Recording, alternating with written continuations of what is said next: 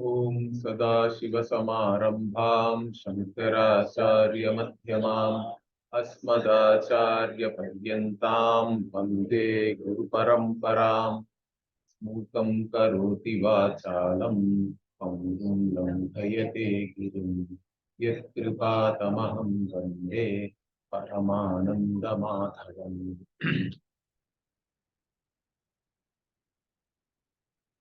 So we were looking at the Shraddhavan Labhate Jnanam. As part of that, Shraddha we always explain. Particularly our Pujya Swamiji explains it properly, because even in the regular commentary they just put Astikya Buddhi, that's all they put, because traditionally the Acharyas expect you to understand what do you mean by Astikya Buddhi. Particularly some people will add that Guru, Shastra Guru Upadeshe Astikya Buddhi. Okay, with reference to the Upadesha which is given by Shastra and Guru, you accept it as it is there and then give the benefit of the doubt till the time you yourself understand. That is the whole point here, because Atma Jnanam is not Nitya Paroksha like Swarga. Atma Jnanam is about Atma which is always available. So once all your wrong notions are gone, the knowledge is direct knowledge. In fact, it is more than direct in the sense that that's what Aparokshad, Sakshad Aparokshad, like that it is said even about Brahma, which is Atma. So the Sakshad Aparokshad means Atma need not require any other means of knowledge to be known. Okay. That's what we call also as Suprakasha, Swatasiddha and all that. So that being the case, whatever the Veda is revealing about the Atma, we have Astikya Buddhi towards that, that it is true, it's valid knowledge. That means the implication is that we accept Veda as a valid pramana. It is a valid means of knowledge. And in that context, we saw in detail yesterday, what do we mean by a means of knowledge? What are the different means of knowledge just which are accepted traditionally? And even in that we saw that different darshanas accept only certain means of knowledge. So all the Nastika darshanas do not accept the Veda as a valid means of knowledge. For them, Pratiksha, Anumana are the most important. Even the other Astika darshanas which accept Veda as a pramana, they consider the Veda as a secondary means of knowledge only. For many of them also again, Pratyaksha, Anumana, Arthapati, these are all more important, correct? In general, 6 pramanas are listed, in which Indriya Pratyaksha has to be accepted by everybody, and Anumana also is mostly accepted. And modern science also, I told you, is nothing but enhanced perception, because it is having microscope, telescope and all that.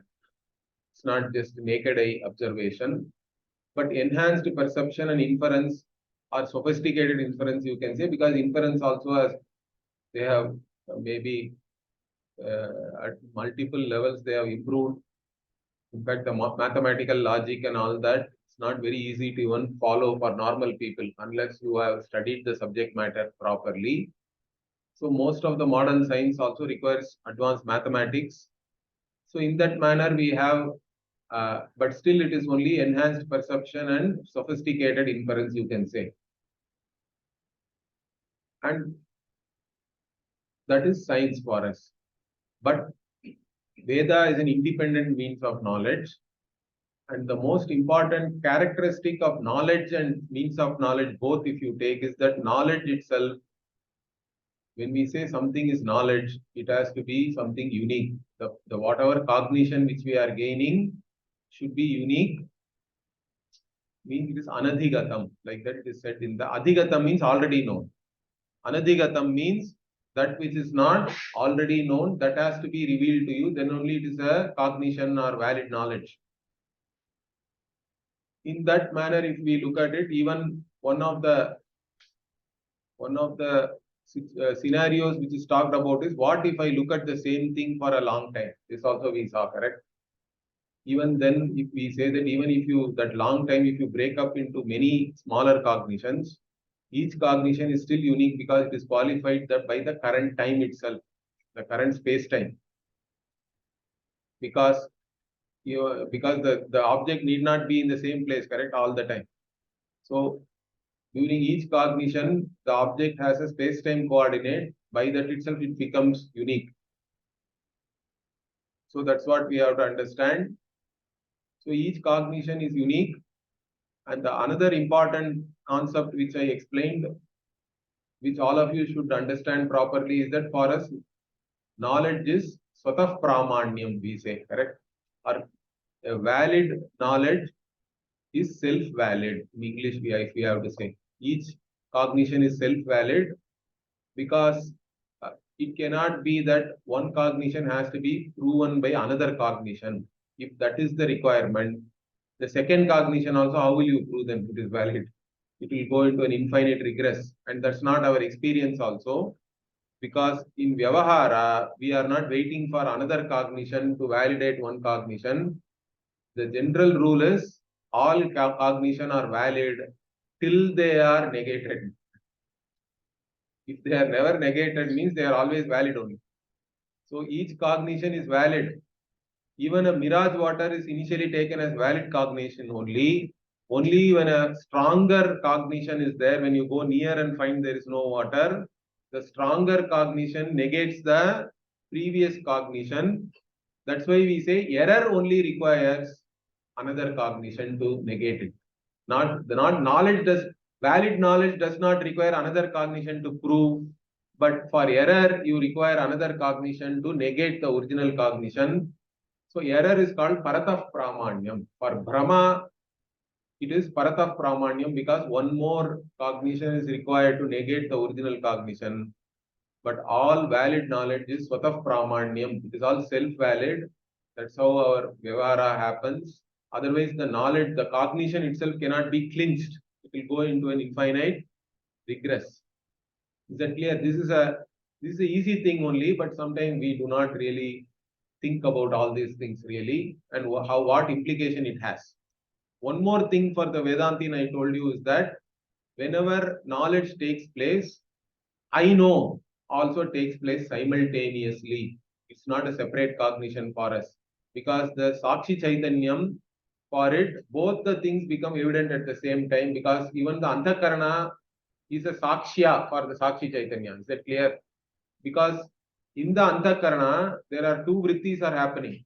One is, this is part, and I know this part also is part of the Antakarana vritti only. It is also an Antakarana vritti.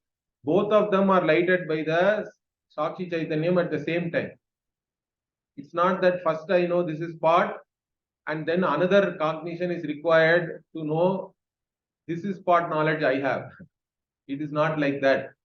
Both the things happen at the same time for us. That I know this is part means this is part knowledge also is there. I know that also is simultaneously happening for us. So these are all some of the important things we have to understand about knowledge, that it is self-valid and again it is anadhigatam. These two things points to a very important point, which is that anything revealed by the Veda, you cannot ask what is the proof. Is that clear? It is an invalid question. By definition only, whatever is revealed by any valid means of knowledge has to be anadhigatam, means it is not available through any other means of knowledge. It is a unique field of revelation for us. And as long as it is abadhitam, we have to take it as valid knowledge. But the only thing, those who still claim to be, those who give more importance to sensory perception and logic may still not accept Veda itself as a Pramana. But that's a different thing. That's what is Shraddha in fact. Is that clear? Shraddha means you have to accept the Veda as a Pramana. You may accept, you need not accept. That's up to you still. That's why we say, if you are ready to give the same status as your eye and ears and all that to the Veda also, then you are a Shraddhavan. Then only whatever is revealed by the Veda about you can become knowledge for you. If you don't even believe, accept your eyes as a valid means of knowledge, whatever you see, you will have only doubt, correct? Only samshaya is there. then all Vyavahara itself becomes a problem for you. That's why Bhagavan will next describe that only. First he says Shraddhavan labate jnanam, but Shraddha alone is not enough. He gives two more things. Tatparaha, Sanyatendriyaha, like that. If you have all these three things, definitely knowledge has to take place. He says that because Achirena Adhigachati. It doesn't take long time. You will gain this knowledge quickly. There is no doubt about that.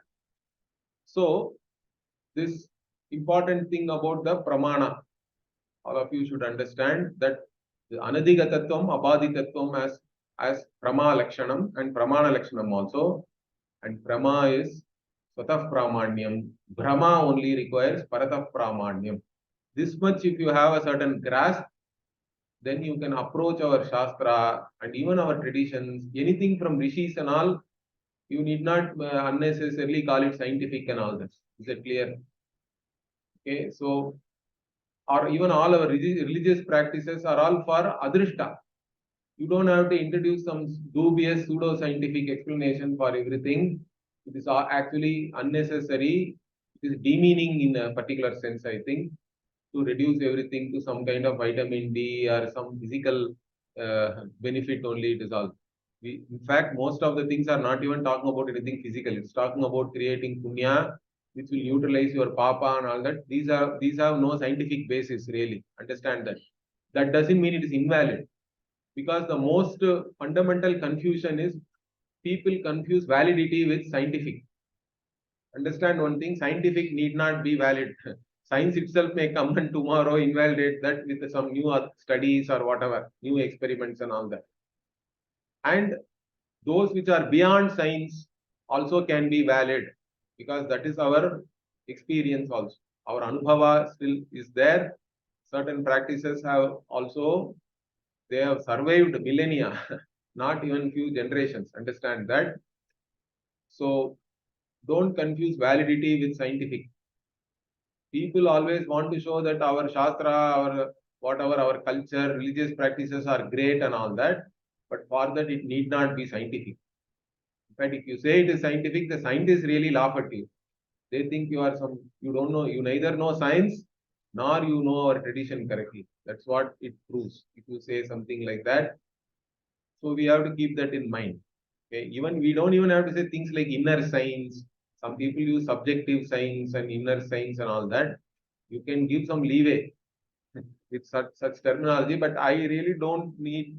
It only shows a certain diffidence, I would say, on our part to just somehow claim everything scientific.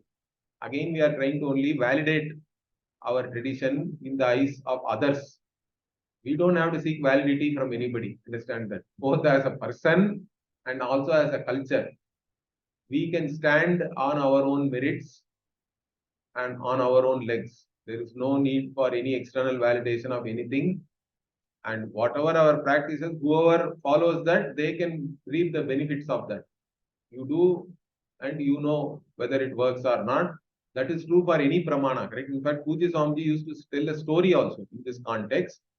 Let us say that even you generally you go to any eye test, correct? There you can understand pramana, because you only know how your eyes are seeing, correct? The doctor can at best give different lenses and keep on asking whether now is it clear, are you able to read the fourth line, fifth line and all that. Generally, most of us can read the first two lines, correct? Initially, when you are having all this reading class and all that, you can, you are, whatever paper you have, first you can keep here and read, then it goes here, then it will go here, then your arms are not enough anymore. Then you go to the doctor because you have gone up to the, your length of the arms, you have reached. Beyond that, you cannot go, means even here your eyes are not focusing and you are not able to read.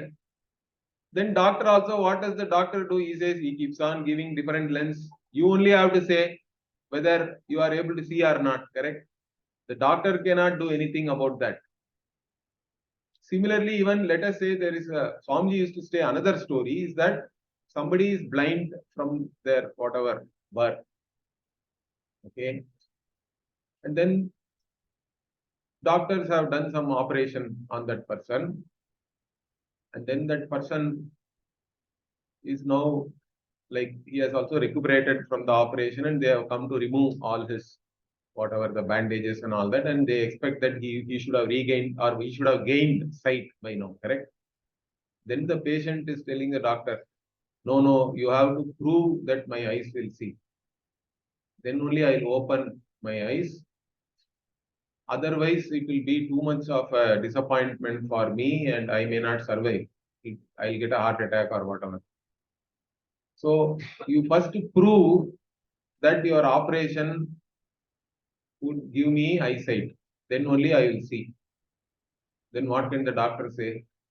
Doctor cannot say anything. He can say, best he can say is, the similar operations we have done before, and most probably your eyesight must have now come.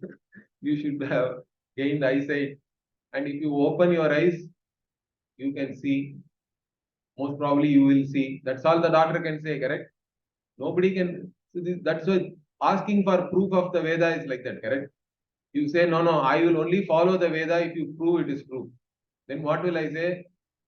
You use the Veda, you will know whether it works or not, correct? You have to use your eyes. You have to open your eyes and see. If it sees, you know. If it works, you will know that. If it doesn't work also, you will know that. So the proof of a pramana is in using it. That's all. There cannot be any other proof, correct? So those who say, no, no, you prove, then only I will use, means then they are the losers. That's why we have to say Shraddhavan, Labate, Jnanam. That's all you can tell them, correct? If he says that you prove, then only I will I will attend your class, or I will read the Veda, or Vedanta, means Shraddhavan, Labate, Jnanam. That's all we can say. It's up to you. You have either you give the status of Pramana or not. That I cannot force you, correct? You have Shraddha and you come to me, then I can teach you. If you don't have Shraddha, I have no pressure to convert you or anything also, because for us, it is not that only one Janma is there and all that. Anyway, another Janma is there. There are 100 more Janmas are there. You will come to it eventually. We can give you some blessings. That's all. We don't have any pressure to teach anybody also. Understand that. Our culture itself is like that. We don't have any pressure to convert anybody or anything like that. That way we are a very secure culture. We are secure in our beliefs, in our practices, correct? That security is good actually in one way. That's why even in India, mostly people are emotionally stable, even though so many other things are a problem, correct? Socially, economically, and all things there are problems are there. We do not deny that, but still Indians are sane people overall. That I can tell from my own experience. I have got many countries. I have seen people, but that is because of all our beliefs that we have karma, our belief in rebirth. All these things are big shock absorbers actually. Even the things like the ability that we are able to do something for our ancestors or those who have departed.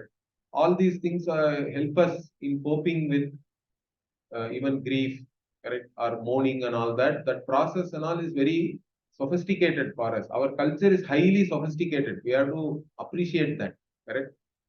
Then all our practices also we can embrace easily. So that is the something we have to appreciate. So from the Pramanavada, we have, by implication, it has a very big implication, correct. Once you understand what is a Pramana, then from there, so many other things we can approach in the right manner. That is the most important thing. Anyway, continuing, what does Bhagavan say now? Ajñascha Shraddhadanascha Samshayatma Vinashyati Nayam Lokosti na Paraha Na Sukham Samshayatmanaha. So Ajñascha means, Ajñascha here means the one who does not have any discriminative knowledge. Okay. One who does not discriminate between what is Nitya, Anitya, or even some people do not have any discrimination. What is dharma, adharma? That is even worse.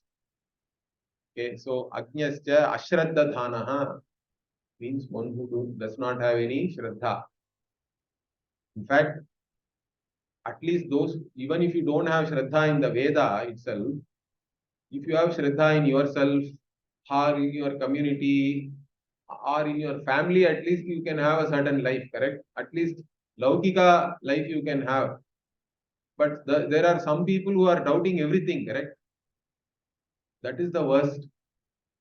If you do not have Shraddha in yourself, nor can you have Shraddha in your spouse or your family members and all that means, then you are, it's like OCD and all that.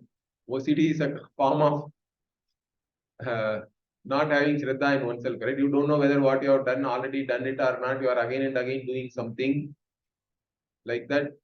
That is actually a psychotic condition. But even if somebody is not psychotic, but if you are prone to suspicion and doubt all the time, your life is going to be difficult. In fact, you will make others' life also difficult. Whoever is around you, their life also is going to become difficult. So, samshayatma vinashyati, Bhagavan says.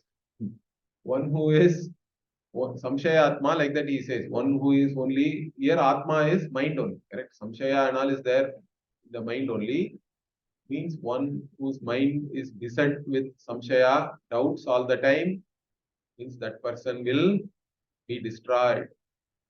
In fact, how is he destroyed? Bhagavan even explains that. Why is he destroyed or how is he destroyed means Nayam Lokosti. For such a person who does not believe in himself, who does not believe in the Veda, who does not believe in the elders and gurus and all that, means in this world also that person does not have anything.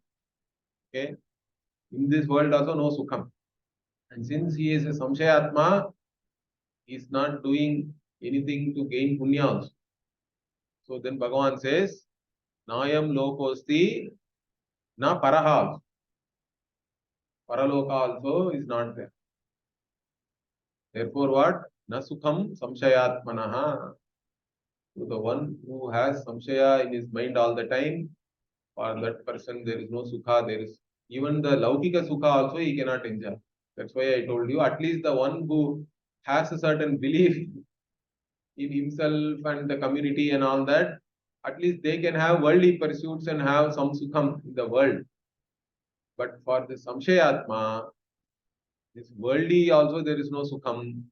Hereafter also there is no sukham. That is the worst scenario.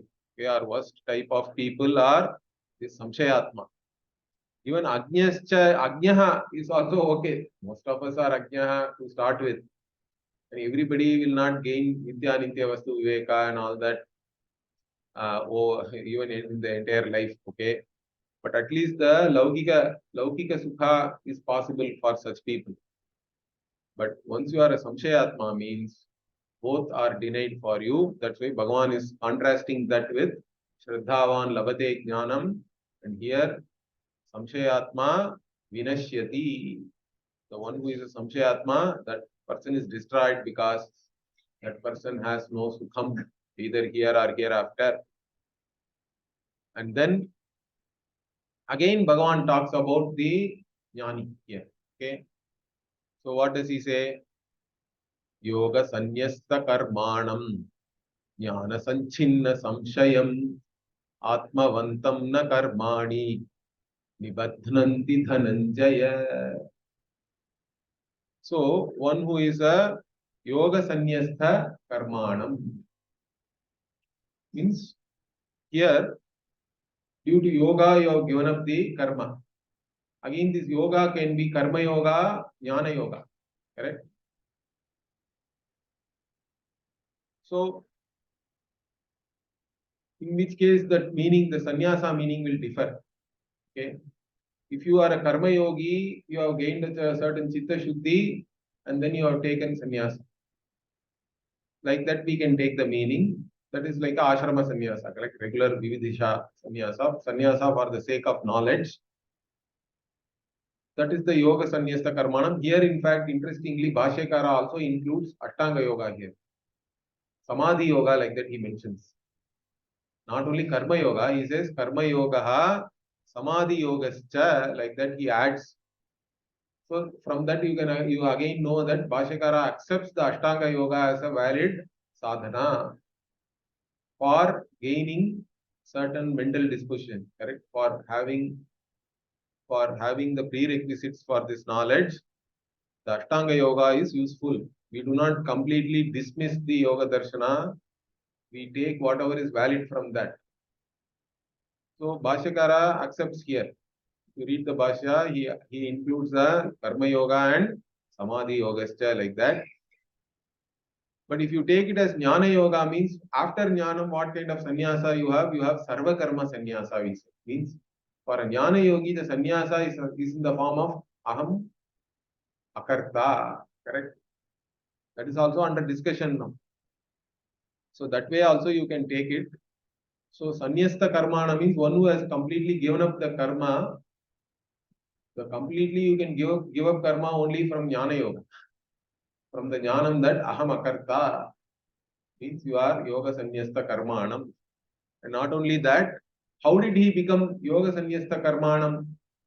Or how did he gain this Jnana? Means Jnana Sanchinna Samshayam. Means all your doubts have been, it's all gone, correct? They are all cut. They are all destroyed. Jnana Sanchinna Samshayam.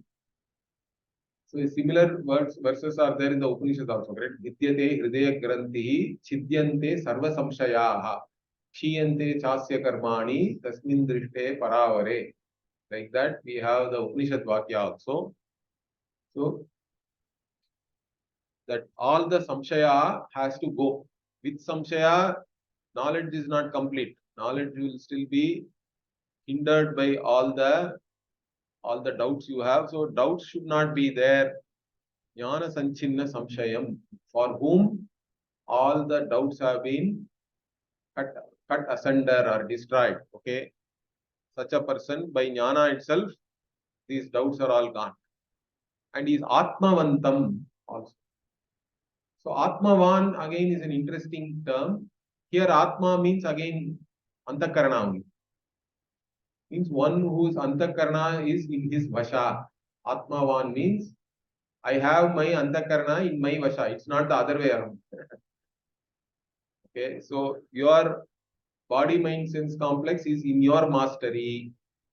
That is what is said by Atmavantam. Bhagavan used the word Atmavan also.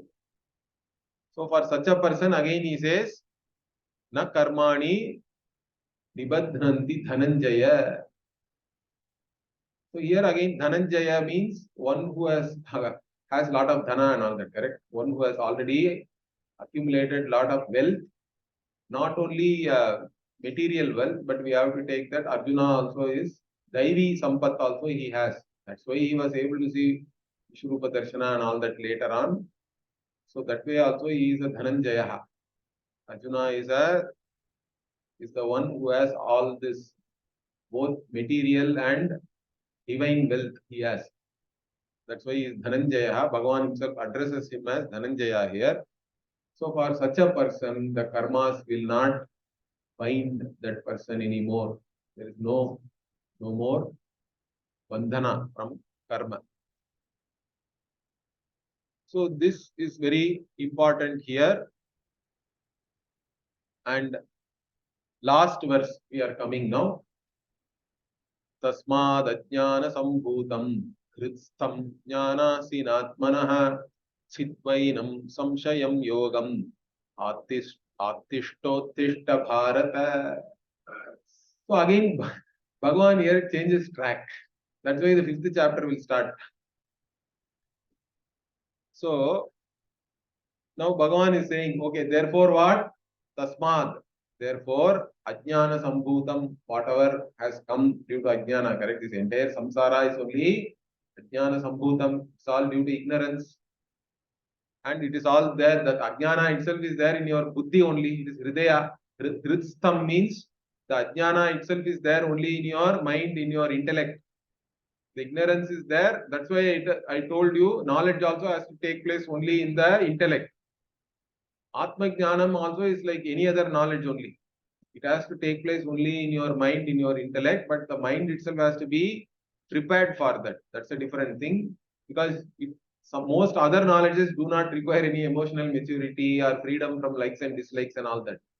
You can find that the most accomplished scientists and all that may be silly from an emotional standpoint. They may be still children and all that, or some of them are mad also.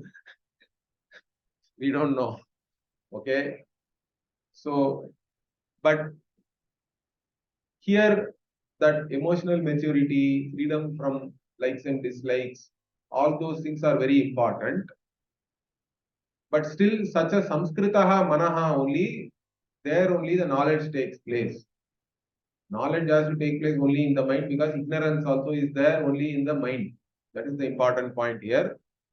So he says, Hritstam Jnana Sinatmanaha. So whatever is there in your Hridaya, what do you do? Jnana Asina, with the sword of knowledge. Okay. What do you do? Atmanaha Samshayam Chitva. Now here, Bhashyakara interprets this Atmanaha Samshayam interestingly. You read the Bhashya, and he makes some comments also, which are very, very interesting. So Atmanaha Samshayam means doubt of the self means what? You can take it as one's own doubt also. Correct? The doubt which belongs to me. If you take like that, that is not making any sense. That's what Bhashyakara says. Why? Because doubt is always yours only. You are not doubt. You are not going to whatever clear somebody else's doubt. You don't have to clear. Doubt has to be yours. Your doubt only you have to cut, and that's how you gain your knowledge. You are not going to gain knowledge by cutting somebody or destroying somebody else's doubt and all that. So this Atmanaha has to be Vishaya, he says. Shashti can come in the sense of Vishaya. Correct? Atmanaha Samshaya means the doubt with reference to Atma. Okay, it's doubt of Atma means basically the doubt with reference to the Atma Swarupa, whichever whatever is there, the Atma Jnanam or Atma Swarupa. That's how you have to take that, and that has to be cut, he says. So like this, one has to get rid of all of one's doubts. Then having done that, but Bhagavan now what he says, till now he has talked about Jnanam, everything, correct? So he has praised Jnanam. He says that you have to look at yourself as Akarta. All that he has said. And finally he said you have to cut all your doubts. And then what he says now, Yoga Matishta, he says finally. This is where Arjuna again, he will again start Sanyasam Karmanam Krishna Punaryogam cha Samshasi Yechre Yetayor Ekam Tanme Bruhi Sunischitam. So in the 5th chapter beginning again Arjuna says, you talked about sannyasa, and but you are again praising yoga. Tell me properly which is Shreyas for me. Yachre Ekayor Ekam, he says. So amongst the two, which is the Shreyas? Tell me only one thing. Don't praise Jnana. You praise karma also, but then you do some ninda. Again you praise Jnana. Then again tell me do karma. What is this? So he again asks the question, then again 5th chapter continues. Okay. So that's what here Bhagavan is saying. Yoga Matishta Uttishta Bharata means what? If you resort to this yoga, karma yoga. Here yoga is karma yoga only. Therefore you get up and fight, he says. Uttishta Yuddhaya Uttishta. It is actually you get up for the purpose of fighting in this battlefield, because now you have understood everything. So in Bhagavan's view, still Arjuna has to do karma only with yoga buddhi. But all this jnanam also is relevant to him. For a karma yogi also is a mumukshu, has to pursue knowledge. So should have a clear understanding about the role of yoga and how jnana helps you and all that. So Bhagavan thinks that having understood all this, now Arjuna will be ready to fight with yoga buddhi. But he is still not ready because he is always fixated on how to avoid this war, how I need not fight. For that he is searching for all kinds of whatever may be the excuses he can find. But Bhagavan again and again keeps hammering the same teaching to him that you have to know, having come all this, whatever you have come on, you have waited for 13 years or something. Now you are right at the battlefield, and here you cannot run away. Okay? Even if you run away and become sannyasa, it will only give you dukkha. That's what he will say in the 5th chapter. Sannyasastu mahabaho dukkham aptum ayogataha. Like that, he is going to even say that explicitly to him that for the one who is not ready, sannyasa will only give dukkha. So if it gives dukkha, then what will happen? That person will give sannyasa to sannyasa also. Okay, I know such people also. So they will give sannyasa to sannyasa, again they will go and get married or whatever. Okay. So all these things are possible. So that's why the sannyasa ashrama and all one should not take lightly.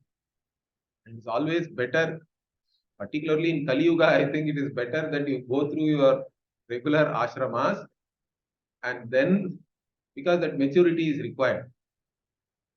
And you have to work out also many things before you become mature. And then sannyasa is okay. A certain maturity once you have, and not just intellectual clarity alone is not enough. You have to be integrated, both your emotional and intellectual self. You have to be a yuktatma. That's why that yuktatma, the word Bhagavan uses all the time, or atmavan and all he says, correct? All these things points to the same thing. That one has to be integrated in terms of thought, word and deed. Also your intellectual and emotional selves have to be integrated so that whatever knowledge you have, that has to be available to you all the time. Otherwise, it's a problem. It will become a problem because whatever is legitimate for a grihastha is no more legitimate for a sannyasi. Then it becomes a problem. Is it clear?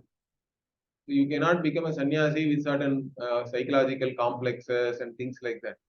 The sannyasa is so great that you are announcing that I am not competing with anybody. Correct? Guhu sannyastam maya means basically you are saying I am a non-competitor. I have given up means I am not competing for any resources also anymore. Correct? I am not competing for anything in this world. Guhu sannyastam maya. You have to say explicitly Guvaha sannyastam maya, Swaha sannyastam maya means I am not competing either with all the people here, nor I am going to compete even with Devas and whoever is there in the other lokas also. All the bhutas, all the pranis, wherever they are, I am a non-competitor. I am only interested in this knowledge. I am interested in gaining this knowledge. Otherwise, I am not interested in competing for anything with anybody else. That kind of a maturity one should have. And then sannyasa will work. It's a simplification of your life, correct? You don't have anything else to do. You don't have any distractions. So you go to some Vivikta Desha or you go to some ashrama, you can retire there and study. Hopefully, some people will support you. See, there is no dearth of support in India. Even now, we have respect for sannyasis.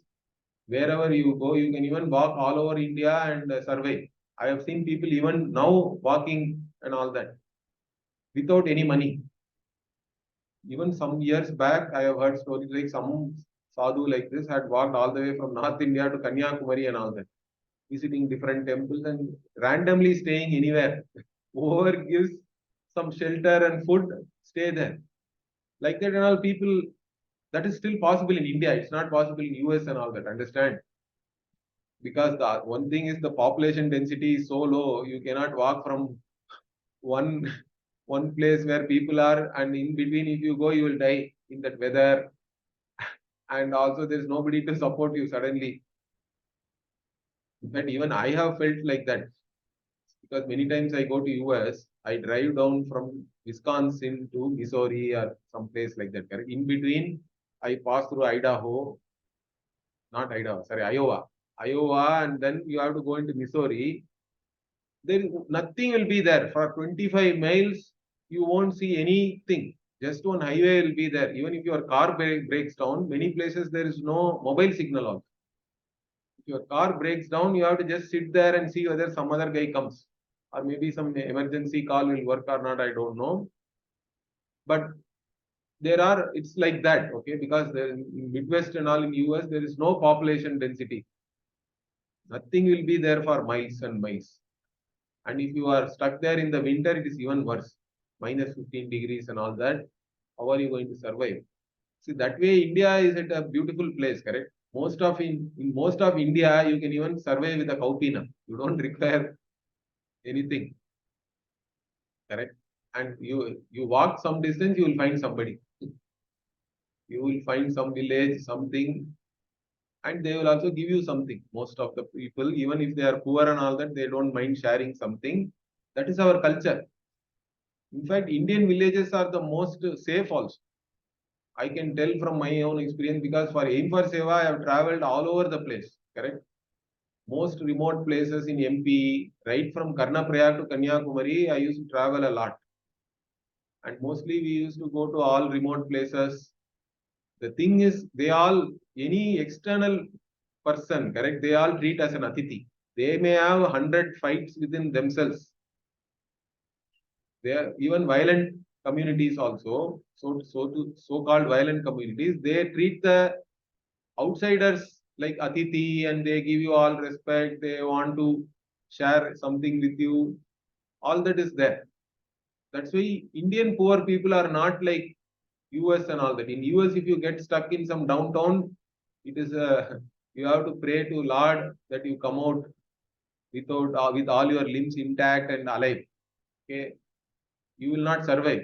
If you go and walk in downtown Manhattan or something, even while we were working, correct, we were always told don't go after 5 p.m. and all that. Even the subway stations are not safe.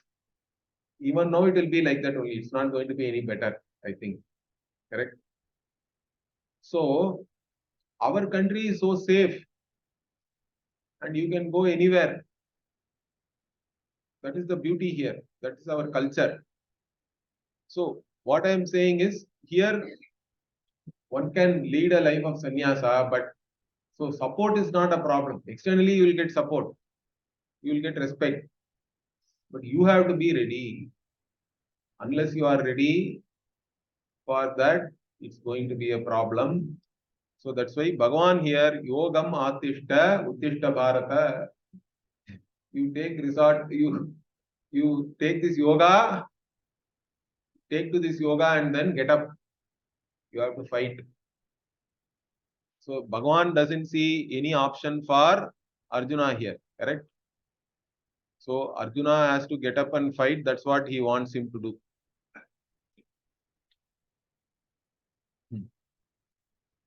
So like this, we have seen this chapter. Then how does it end? All Bhagavad Gita chapters end like this, correct? Om Tat Sat. Means Om Tat Sat we say. Means whatever has been said till now is Sat. Means it is all Satyam. And it, also the whole teaching is about Sadvastu only, correct? About the reality or Satyam. So that Sat. Om Tat Sat. Om Tat Saditi Nirdesha. Like that there is a Gita verse also. Bhagavan also talks about it. And then what? Iti Srimad Bhagavad Gita. So whatever we have seen is there in the Bhagavad Gita. Upanishadsu. Means Bhagavad Gita itself is called as Upanishad here. That is because whatever is being taught by Bhagavan is not something new. Understand that Krishna is not starting anything new. Krishna is already born in this dharma. He went to Gurukula with Sandipani and whatever knowledge he himself says that, correct? Imam vivasvate yogam proktavanaham abhyayam. Like that. So whatever is in the Upanishad only is being taught in Gita. That is very important because for us the Smriti has to follow the Shruti. Shruti alone is the Moolam for us. And whatever is there in the Shruti alone has to be taught in the Smriti also, because Gita is considered to be a Smriti because it is part of Mahabharata. So Vyasa only is presenting all these things here. So it is a composition of Vyasa, but Vyasa presents it as Bhagavad Gita only, correct? Like Bhagavan only, he presents Krishna as Bhagavan, and everywhere he says Bhagavan Uvacha. Whatever Bhagavan also says cannot be any different from whatever is there in the Veda already. That's why we say it is Upanishatsu. And what are the subject matter here with reference to Brahma Vidyayam? So whatever we have seen here, it is with reference to Brahma Vidya. Not only Brahma Vidya, the unique thing in Gita is it is also Yoga Shastra. Yoga Shastra also is there, because Bhagavan not only talks about the knowledge, the ultimate reality, but he is also talking about what your attitude should be towards karma, how you should lead your life, because he talks about two lifestyles. Lokes means Vida Nishta, Pura Prokta Mayanaga, Jnana Yogena Sankhyanam, Karma Yogena Yoginam. Like that, he talks about Karma Yoga. Later on, he will talk about how to do Dhyanam. All those things are all Yoga Shastra. So, Bhagavad Gita is both Brahma Vidya and Yoga Shastra. That way, it is complete for us. And it's also a Samvada, like I told you, Sri Krishna Arjuna Samvade. So Samvada means it is a dialogue between a guru and shishya.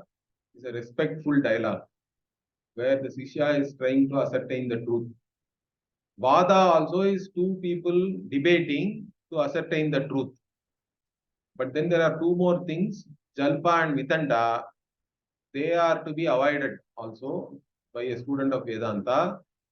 But that they are also there in the tradition. Means Jalpa means you are not ready to accept the other person's argument, whatever it may be. You are always trying to only defend yourself.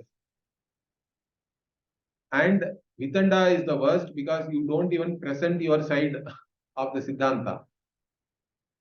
All you are doing is whatever you say is wrong.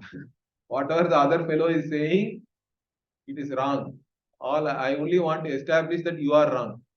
I don't even want to present my side.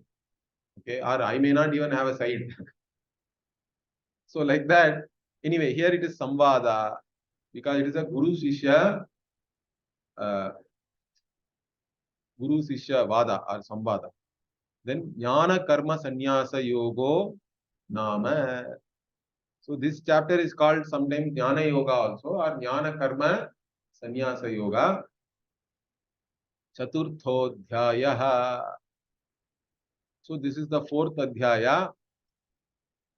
So again here the yoga is a confusion because every chapter in Bhagavad Gita is called a yoga. Does that mean Bhagavan is teaching 18 yogas? Because there are confusion like that because in the market also there are so many yogas, correct? Different people are marketing different yogas. Then they may even say, see, Bhagavan also talks about so many yogas. There are 18 yogas in Bhagavad Gita means. What do we understand by this yoga? Means yoga also has, if you read the Amara Kosha, yoga has the meaning of Sangati also. Okay? Means a subject matter also is called as yoga. What subject matter is connected to this chapter? That can be called as yoga. So here in Bhagavad Gita, whenever each chapter is called a yoga, it is not like some other one new yoga Bhagavan is propounding or anything. The subject matter of this particular chapter is Jnana Karma Sannyasa or Jnana. Previous chapter is Karma. In fact, the first chapter is Arjuna Vishada Yoga. Correct? Arjuna's distress cannot be some kind of a yoga to be marketed. Arjuna is in distress. It is called Arjuna Vishada Yoga. There, Arjuna's distress alone is the subject matter. Right? The first chapter is all about that he goes on telling Bhagavan that these people are there and how will I kill them, and if I kill them, this will happen, that will happen. So it is just his thought process. So like this also we should not be confused. Every chapter, whatever subject matter is taught in that chapter, the subject matter or Sangati. Sangati is a word, even it is there in all Indian languages, correct? So the Sangati of this chapter is Jnana or Jnana Karma Sannyasa, we can say. That's why the word yoga can be used. That doesn't mean there is only two yogas. Yogas means Dvida Nishta, Jnana Yogena Sankyanam, Karma Yogena Yoginam. Everything else also falls under Karma Yoga only. Whatever you do to prepare yourself for this Jnana, that is all Karma Yoga. Whether you do Bhakti, you do Puja, even Ashtanga Yoga and all, you have to bring it under the larger umbrella of Karma Yoga, because those are all some kind of Manasam Karma only you are doing, correct? Even if you do Dhyana, it's a Manasam Karma. Bhakti means, again, in Bhakti also, what do? You have to do something. You cook, you offer it to Bhagavan, means that is all Kaikam Karma only. Or you chant Vishnu Sahasranama, means it is Vachikam Karma. So everything is Karma only. And again, all this Karma you can do for Karma Phala. Then it is not Yoga. Understand that? I can do puja, offer something to Bhagavan and then ask something in return. That's what we do, correct? In every puja, puja is Atithi Satkara only. You invite, Avahana means inviting. You invite Bhagavan, come stay here. And then what? I will give you water for washing your feet. Padyam Dadami. Then I give water to wash your hands. Then I give water for you to drink. Achamaniyam Samarpayami. Then I bathe him. Okay, Abhisheka. Poor Bhagavan has to bathe in curd, all sorts of things. But Bhagavan can take all that. We cannot take curd bath, milk bath, and all. Bhagavan takes all that bath. Then after bath, what do you do? Vastram samarpayami, Abharanam samarpayami, Gandhan dharayami. All this makeup, all this you give Bhagavan. Starting from dress onwards, you give everything. Then afterwards, what? Praise Bhagavan. Archana, Attottara, Sahasranama, whatever. After praising, what? You give food also. Naivedyam. Tambulam also. After food, you have to give Tambulam. After doing all that, then prayer. Okay. Now you are all pleased. Okay. Or sometimes you also entertain. Other upacharas are there, correct? Dravida Gana Priyaha, Natya Priyaha, whatever. Chaturveda Priyaha. Then you chant all four Vedas. You chant or some other bhajan and all you do. You sing, you dance. You show all this Chamaram, Chatram Chamaram, Rajopacharam, everything we do. And then you give me this. Finally, you put in one prayer because Bhagavan is now pleased. So, like that, you can ask something.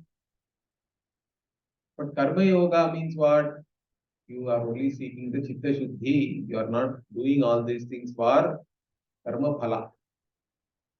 That is the idea.